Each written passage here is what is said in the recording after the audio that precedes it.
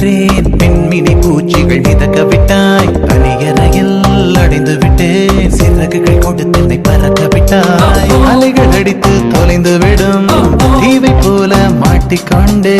இறுதிச் சடங்கில் மீதிகள் படும் பூவை போல சங்கி விட்டேன். தெய்வம் பூமிக்கு வருவதில்லை.